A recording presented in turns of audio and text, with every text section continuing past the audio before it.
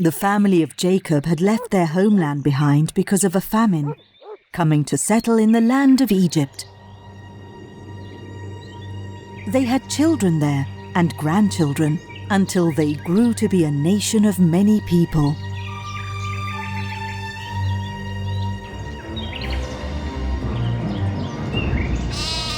When the king of Egypt looked out and realized that the Israelites had grown to be so many, he decided he needed to control them. So he made them his slaves.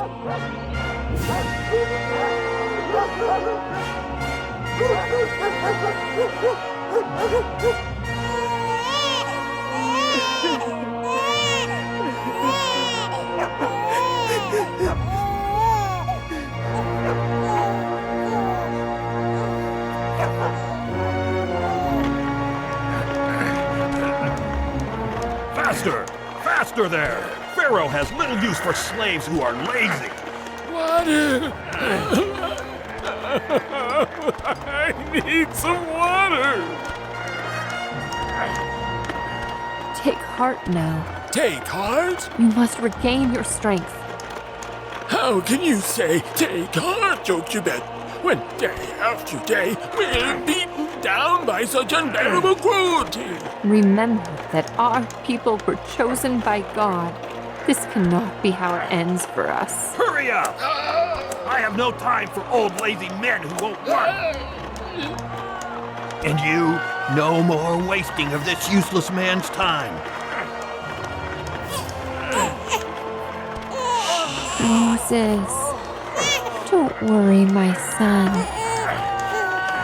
God still has his hand over us. What grand and beautiful cities we're building. Now that these Israelites do the hard labor, my lord, King Pharaoh, would you agree we've turned them into a fine resource for our country? A resource, yes, and yet they still might pose a danger. Our slaves must be kept under control, so they have neither the strength nor the idea of rebelling against us. What do you have in mind, my lord? I'll issue an order to kill all Israelite boys the day they are born. Oh. Yes. Announce this decree to all my people. Israelite boys are to be thrown into the river. The people will do as you command, my lord. Oh, my sweet boy, you must sleep. You have an infant inside this house. I heard a baby. Open this door. Quiet now, Moses. Miriam, Aaron, take your brother into the other room and keep him from crying.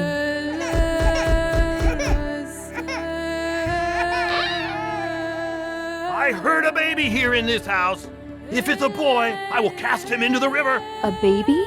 We do not have any baby here. Very well, but if I should discover that you've been hiding a baby boy here, I'll be back in the name of Pharaoh to kill him. Oh, what shall I do? What will I do? I cannot hide my precious Moses here any longer. Oh.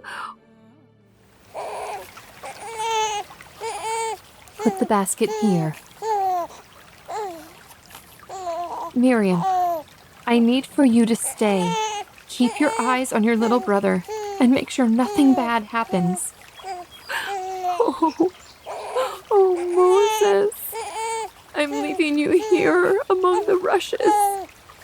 My dear, dear baby.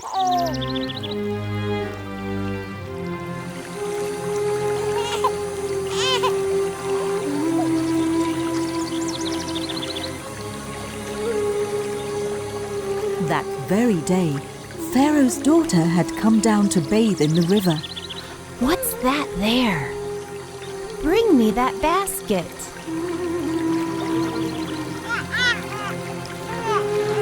It's a baby.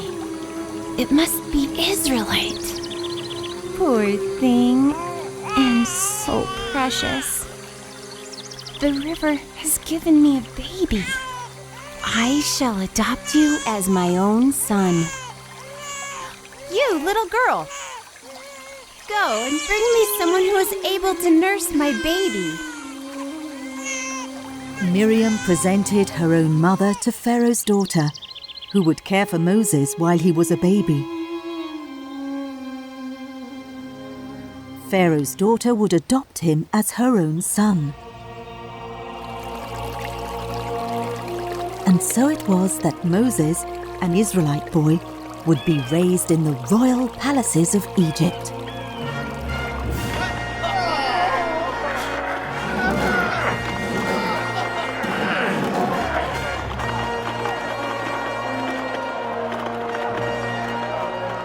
One day, when Moses was fully grown, he went out to where he could see the Israelites working. The Israelites suffered day after day under the cruelty of slavery, drenched in their own sweat as they groaned under the terrible weight of the bricks. Yet all the while, deep in their hearts, they prayed that God would rescue them. And God heard their cry. You lazy idle slave! Get up! My whip will help you remember how to work!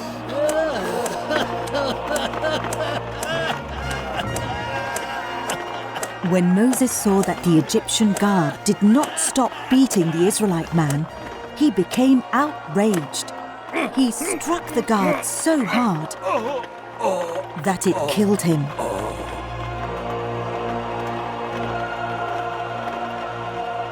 Later, he grew afraid that he might be punished, and so he fled far from the land of Egypt.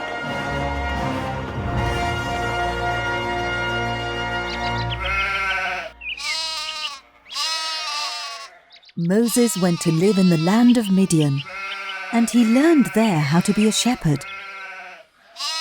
He spent many years living with the family of Jethro, where he married and had children.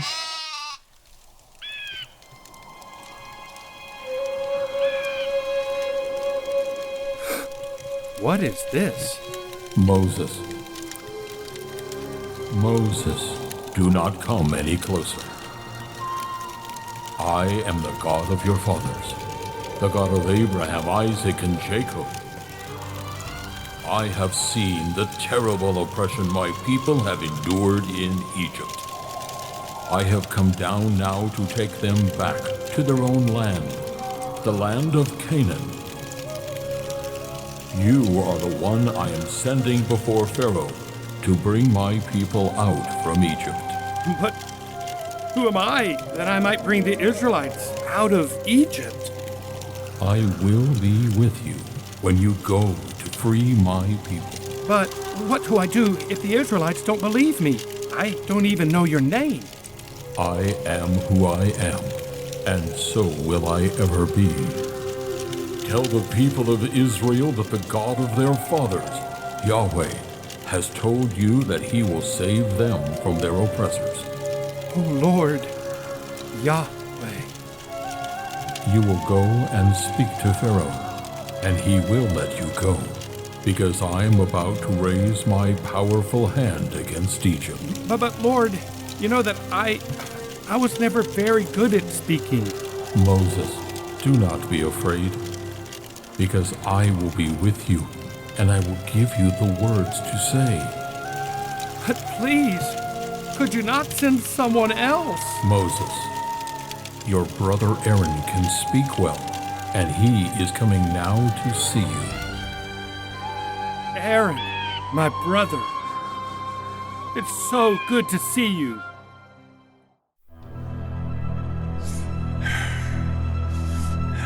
Spirit all-powerful of the sun, shine down upon my kingdom with your light and warmth. Great God of the river, share your water with us for our crops, and so may we never lack for food. My lord Pharaoh, These two Israelite men have arrived. They've asked to speak to you. To Israelites, you say? And what could these slaves possibly want with me? We have a message for you from Yahweh, the God of Israel. Let my people go, so they may worship me in the desert. Yahweh? Who is he? I don't know of any God by that name. And never will I allow the Israelites to leave Egypt. Now return to your labor. These Israelite slaves appear to be growing more idle and lazy. Yes, Pharaoh. You are right as always. Instruct the overseers there to withhold any further straw from making the bricks. But they are to demand the same number of bricks to be made as before. We'll keep them so busy they won't have any time to listen to those two. It shall be done, my lord. You failed to meet your daily quota, and today you're falling even further behind. But how can we do it when you won't give us a straw for the bricks? You're all just lazy. That's the reason you're always saying you want to go worship your God. Guard! No, please! Remind this old man who his real master is.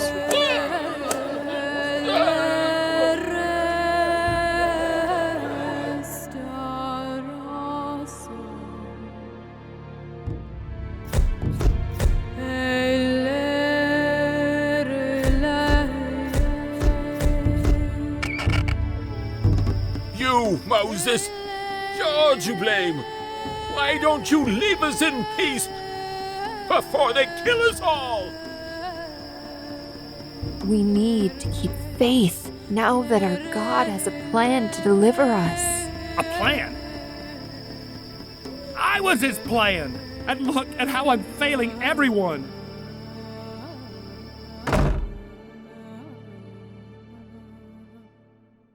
Lord, why did you have to send me?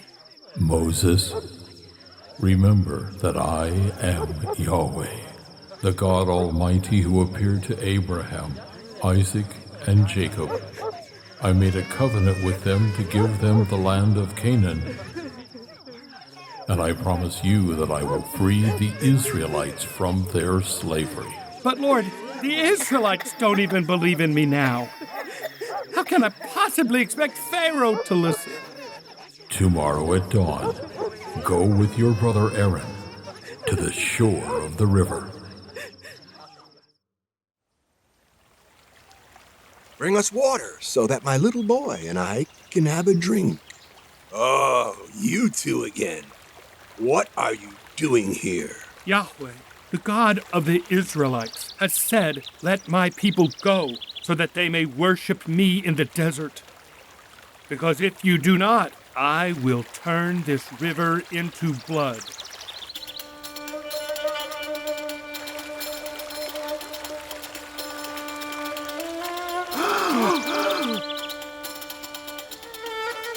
This is horrible. It's blood. My lord, our magicians could do the same thing. Yes, this is something our magicians could do. You two don't get the idea that this little trick of yours will persuade me to let your people go free. The water became so repugnant that nobody could drink it. And still Pharaoh was not willing to let the Israelites leave. And so God sent a great plague of frogs throughout the entire land of Egypt.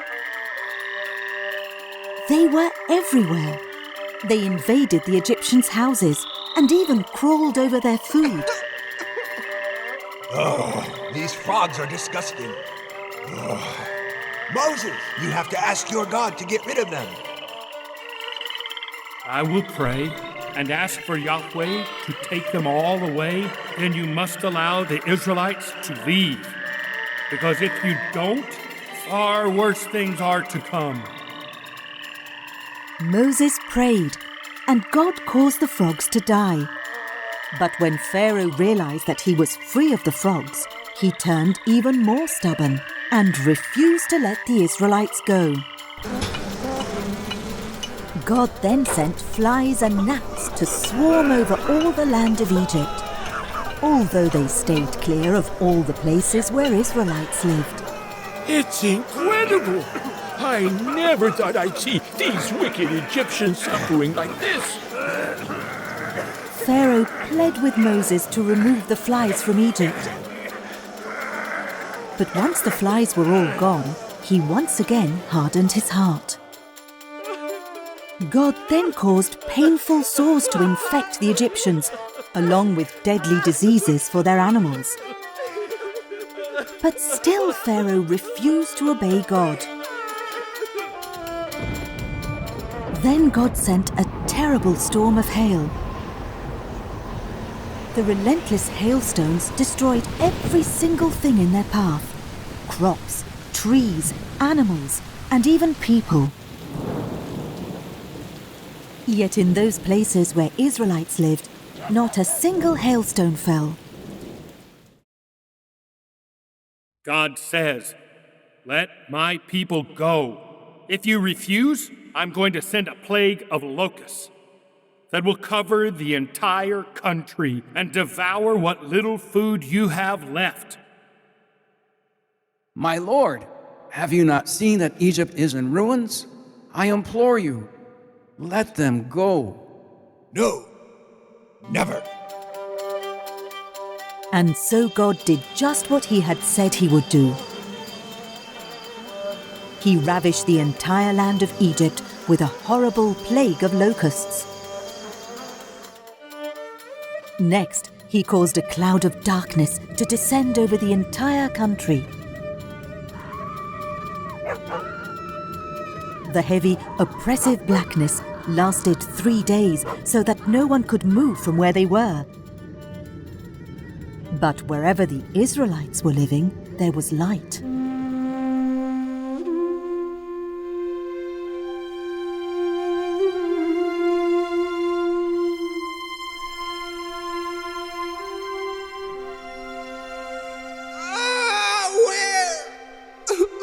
Where did you go, Spirit of the Sun? Why? Tell me why you would abandon us. Pharaoh, why do you refuse to let the Israelites leave your land? Now Yahweh says that he's about to bring one final plague against you and against all of your people. At midnight tonight, he himself will pass throughout Egypt, and each firstborn Egyptian male will perish. There will be deep sorrow, such as there has never been before and never will be again. But not one among the Israelites is to die.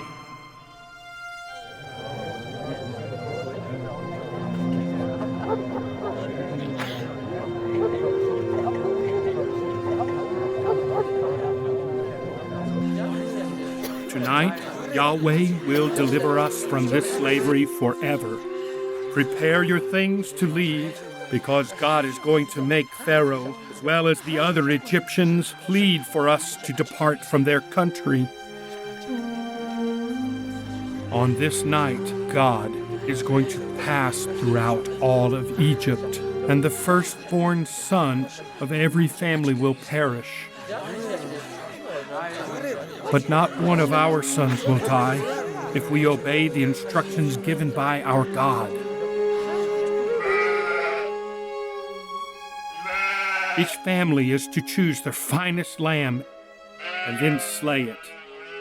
Take a vessel to collect the blood and then smear it along the sides and across the top of the door frames of your house. When God sees the blood from the lamb, he will pass over your house, and he will not allow the destroyer to kill your son. Each family is to take the lamb's meat, roast it, and eat it together with bitter herbs and unleavened bread. Eat, then be prepared to leave, because this very night God will deliver us from the Egyptians. When you enter the land that God has promised to give you, each year on this date, you are to celebrate this feast of the Passover. Remember that God brought you out of Egypt with his mighty power and delivered you from slavery. Every generation to come must never forget what God has done. And that is why you are to teach it to your children and their children forever.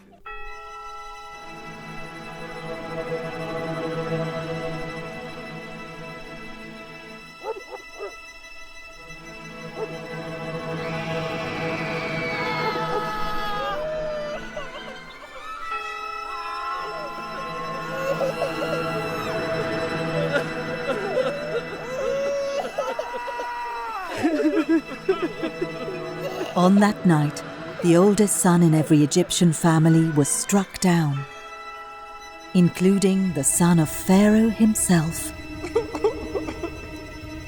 My son! You must not leave me! No!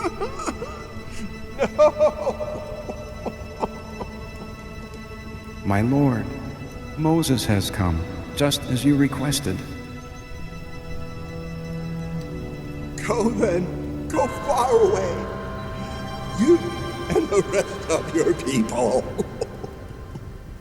Take what you own and leave us. Worship your God. But you must pray to him for me, so that he stops punishing me.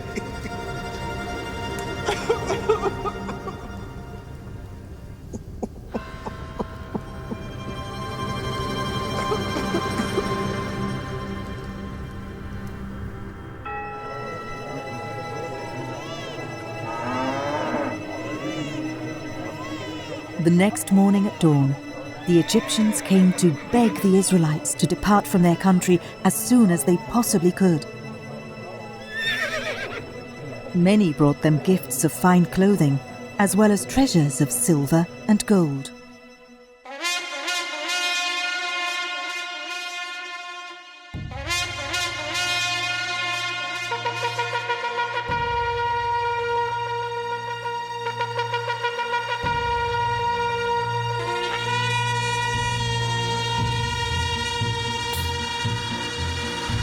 Let's celebrate! Tell everyone we're finally on our way. The Lord has shown his power, we are free. Tell it to your children and their children again. The Lord has shown his power, we are free. Let's celebrate, tell everyone we're finally on our way. The Lord has shown his power, we are free.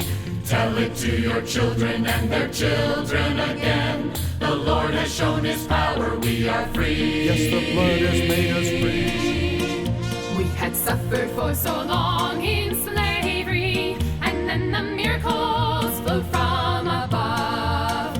The destroyer had to pass us over when he saw the crimson. Let's celebrate, tell everyone we're finally on our way. The Lord has shown his power, we are free.